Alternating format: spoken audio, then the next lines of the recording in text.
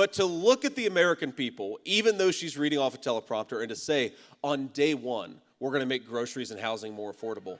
On day one, Kamala Harris says this, we're going to tackle the American southern border. Kamala, day one was 3.5 years ago. What the hell have you been doing the whole time? And I think what actually might happen based on his military service is he's going to bail out at the last minute but say he went anyway. I think that's the Tim Walz approach to the debate.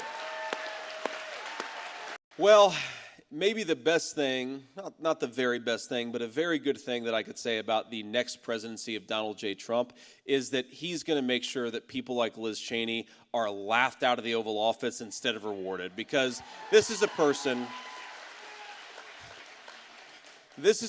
whose entire career has been about sending other people's children off to fight and die for her military conflicts and her ridiculous ideas that somehow we were going to turn Afghanistan, a country that doesn't even have running water in a lot of places, into a thriving liberal democracy. And for that, Liz Cheney was willing to kill thousands of your children. Liz Cheney, you know what?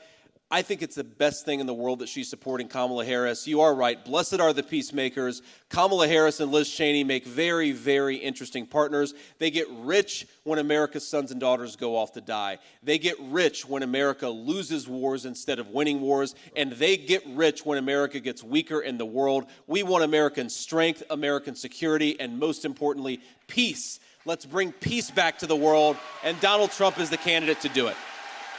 How do you stop the crazy stuff that's going on college campuses or sometimes even on America's city streets? It's really simple. Enforce the law, right?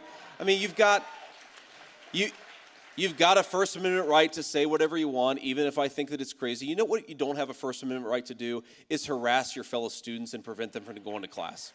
You know what you don't have the First Amendment right to do? To set up tent encampments all across America's cities, turn them into garbage dumps. Let's tear those things down and get the people in those places back to work.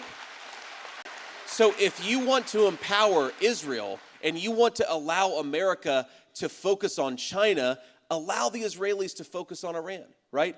Let them finish this war. Let them get it over as quickly as possible, destroy Hamas as a fighting force, and then they can figure out what to do from there. America has got to make it easier for our allies to finish this war. Kamala Harris wants to prolong it. Doesn't make an ounce of sense.